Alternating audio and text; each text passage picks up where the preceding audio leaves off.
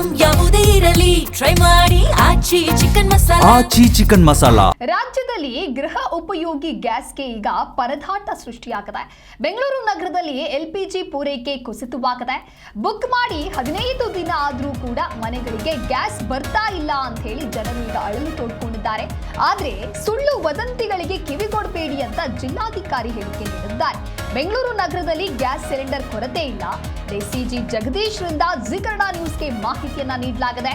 Cylinder ಸರಬರಾಜಿನಲ್ಲಿ ಯಾವುದೇ ರೀತಿಯಾದಂತಹ ವ್ಯತ್ಯಯವಾಗ್ತಾ ಇಲ್ಲ. ಸದ್ಯ ಈ ಗಂಭೀರ ಸಮಸ್ಯೆಯ ಸಂಬಂಧ ಮಾಹಿತಿಯನ್ನ ನೀಡಿದ್ದಾರೆ ಬೆಂಗಳೂರು ನಗರ ಡಿಸಿ. ರಾಜಧಾನಿ ಬೆಂಗಳೂರಿನಲ್ಲಿ ಗ್ಯಾಸ್ ಕೊರತೆ ಇಲ್ಲ ಅಂತ ತಿಳಿಸಿದ್ದಾರೆ. ಸುಳ್ಳು ವದಂತಿಗಳಿಗೆ ಕಿವಿಗೊಡಬೇಡಿ. ಬೆಂಗಳೂರು ನಗರದಲ್ಲಿ ಗ್ಯಾಸ್ ಸಿಲಿಂಡರ್ ಕೊರತೆ ಇಲ್ಲ. ಜನರಿಗೆ ಅಗತ್ಯಕ್ಕೆ ತಕ್ಕಂತೆ ಸಿಲಿಂಡರ್ ದಾಸ್ತಾನು ಆಗ್ತಾ ಇದೆ. ಏಪ್ರಿಲ್ 23ರವರೆಗೂ ಕೂಡ ಗ್ಯಾಸ್ ಸಿಲಿಂಡರ್ ಸಿಗೋದಿಲ್ಲ, ಕೊರತೆ ಇದೆ ಅನ್ನೋದನ್ನ ನಂಬೋದಕ್ಕೆ ಹೋಗಬೇಡಿ. ಅವೆಲ್ಲವೂ ಕೂಡ ಸುಳ್ಳು ಸುದ್ದಿ. ಜಿಲ್ಲೆಯಲ್ಲಿ ಸಾಕಷ್ಟು ಎಲ್ಪಿಜಿ ದಾಸ್ತಾನು ಲಭ್ಯ ಇದೆ. ಸಿಲಿಂಡರ್ ಸರಬರಾಜಿನಲ್ಲಿ ಯಾವುದೇ ರೀತಿಯ ವ್ಯತ್ಯಯ ಇಲ್ಲ ಅಂತ ಹೇಳಿ ಡಿಸಿಜಿ ಜಗದೀಶ್ ರಿಂದ ಜಿ ಕನ್ನಡ ನ್ಯೂಸ್ಗೆ ಮಾಹಿತಿ ಸಿಕ್ಕಿದೆ. ಒಂದು ಕಡೆ ಮಧ್ಯಪ್ರಾಚ್ಯದಲ್ಲಿ ಆಗ್ತಾ ಇರುವಂತಹ ಸಂಘರ್ಷ, ನೇರವಾಗಿ ಸಿಲಿಕಾನ್ ಸಿಟಿ ಸೇರಿದಂತೆ ಬೇರೆ ಬೇರೆ ಭಾಗಗಳಲ್ಲಿ ಗ್ಯಾಸ್ ಸಮಸ್ಯೆ ಸೃಷ್ಟಿಯಾಗಿದೆ. ಇನ್ನೊಂದು ಹೋಟೆಲ್ ಉದ್ಯಮಕ್ಕೂ ಇದು ಭಾರಿ ಹೊಡೆತ ಆಯಿತು. ಅದಾದ ನಂತರದಲ್ಲಿ ಆಟೋ ಚಾಲಕರಿಗೂ ಕೂಡ ಸಮಸ್ಯೆ ಆಯಿತು. ಈಗ ಗೃಹ ಉಪಯೋಗಿ ಗ್ಯಾಸ್ಗಾಗಿಯೂ ಕೂಡ ಜನರು ಪರದಾಟವನ್ನು ಅನುಭವಿಸುವಂತಹ ಸ್ಥಿತಿ ನಿರ್ಮಾಣವಾಗಿದೆ. ಈ ಎಲ್ಲ ಬೆಳವಣಿಗೆಗಳ ನಡುವೆ ಇನ್ನೂ ಕೆಲವೆಡೆ ಗ್ಯಾಸ್ ಬುಕ್ ಮಾಡಿದ್ರು ಕೂಡ 15 ದಿನ ಆದ್ರೂ ಬರ್ತಾ ಇಲ್ಲ. ನಂತರದಲ್ಲಿ ಸಾಕಷ್ಟು ಜನ ಅಕ್ರಮವಾಗಿಯೂ ಕೂಡ ಮಾರಾಟವನ್ನ ಮಾಡ್ತಾ ಇದ್ದಾರೆ ಅನ್ನುವಂಥ ಮಾಹಿತಿಯೂ ಕೂಡ ಹೊರಬಿದ್ದಿದೆ. ಹಾಗಾಗಿ ಇದಕ್ಕೆ ಸಂಬಂಧಪಟ್ಟಂತೆ ಡಿಸಿ ಇದೀಗ ಈ ರೀತಿಯಾದಂತಹ ಮಾಹಿತಿಯನ್ನ ಕೊಟ್ಟಿದ್ದಾರೆ. ಸಿಲಿಂಡರ್ ಸರಬರಾಜು ಆಗ್ತಾ ಇದೆ, ಇದರಲ್ಲಿ ಯಾವುದೇ ರೀತಿಯಾದಂತಹ ವ್ಯತ್ಯಯ ಇಲ್ಲ ಅಂತ ಜಿಲ್ಲಾಧಿಕಾರಿ ತಿಳಿಸಿದ್ದಾರೆ.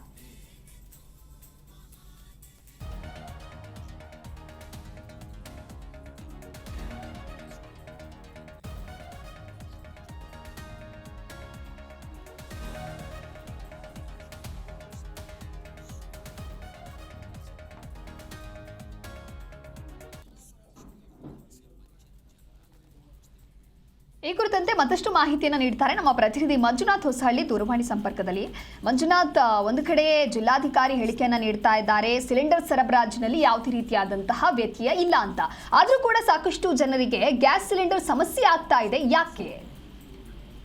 ದಿವ್ಯಾದಾಸ್, ಬೆಂಗಳೂರಿನಲ್ಲಿ ಸಾಕಷ್ಟು ತೊಂದರೆ ಉಂಟು ಮಾಡುವಂತ ಕೆಲಸ ಏನು ಇತ್ತೀಚಿನ ದಿನಗಳು ಆಗ್ತಿದೆಯಲ್ಲ, ಗ್ಯಾಸ್ ಸಮಸ್ಯೆ ಸಂಬಂಧಪಟ್ಟಾಗೆ ಒಂದ್ ಕಡೆ ಆಟೋಗಳು ಕಿಲೋಮೀಟರ್ ಗಟ್ಲೆ ಇವತ್ತು ಕೂಡ ಗ್ಯಾಸ್ ಸಿಗದೆ ಪರದಾಡುವಂತ ಪರಿಸ್ಥಿತಿ, ಗ್ಯಾಸ್ ಬಂಕ್ಗಳ ಏನಿದೆಯೋ ಅಲ್ಲಿ ಆಟೋ ಚಾಲಕರು ಪರದಾಡುವಂತ ಪರಿಸ್ಥಿತಿ ಒಂದ್ ಕಡೆ ಆದ್ರೆ, ಡೊಮೆಸ್ಟಿಕ್ ಸಿಲಿಂಡರ್ ಗೃಹ ಉಪಯೋಗಿ ಸಿಲಿಂಡರ್ಗಳು ಸಿಗದೇ ಇಲ್ಲೂ ಕೂಡ ಕಳೆದ 2-3 ದಿನಗಳಿಂದ ಕ್ಯೂ ನಿಂತು ಸುಮಾರು 40-50 ಸಿಲಿಂಡರ್ಗಳು ಬೆಳಗ್ಗೆ 4 ಗಂಟೆಗೆ ತಗೊಂಬಂದು ಏಜೆನ್ಸಿಗಳ ಅಂಗಡಿಗಳ ಮುಂದೆ ಇಟ್ಟು ಪರದಾಡುವಂತ ಪರಿಸ್ಥಿತಿ ಜನರಿಗೂ ಕೂಡ ಉಲ್ಬಣ ಆಗ್ತಾ ಇದೆ.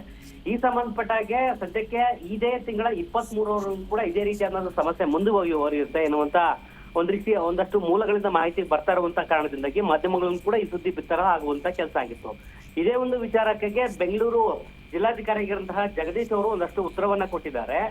ಬೆಂಗಳೂರಿನಲ್ಲಿರುವಂತಹ ದಾಸ್ತಾನು ಗ್ಯಾಸ್ಗಳನ್ನ ಶೇಖರಣೆ ಮಾಡುವಂತ ಸ್ಥಳಗಳೇನಿದಾವೋ ಅಲ್ಲಿ ದಾಸ್ತಾನು ಮಾಡುವಂತ ಕೆಲಸ ಆಗಿದ್ದಾವೆ. ನಾಗರಿಕರಿಗೆ ಯಾವುದೇ ರೀತಿಯಂತ ತೊಂದರೆ ಇಲ್ಲ ಎನ್ನುವಂತ ನಿಟ್ಟಿನಲ್ಲಿ ಸದ್ಯಕ್ಕೆ ಜಿ ಕನ್ನಡ ನ್ಯೂಸ್ಗೆ ಮಾಧ್ಯಮದ ಒಂದು ಸ್ಪಷ್ಟನೆ ಮೂಲಕ ಒಂದು ಉತ್ತರವನ್ನ ಕೊಡುವಂತ ಕೆಲಸ ಜಿಲ್ಲಾಧಿಕಾರಿಗಳು ಮಾಡ್ತಾ ಇದ್ರೆ, ಮತ್ತೊಂದು ಕಡೆ ಈ ಗ್ಯಾಸ್ ಸಮಸ್ಯೆ ಉಲ್ಬಣ ಎನ್ನುವಂತ ನಿಟ್ಟಿನಲ್ಲಿ ಆಟೋ ಚಾಲಕರಾಗ್ಬೋದು, ಹೋಟೆಲ್ ಆಗ್ಬೋದು ಸೇರಿದಂತೆ ಜನರಿಗೂ ಕೂಡ ಮುಂದುವರೆದ ಭಾಗವಾಗಿ ಈ ಸಮಸ್ಯೆ ಮುಂದುವರಿತಾ ಇದೆ.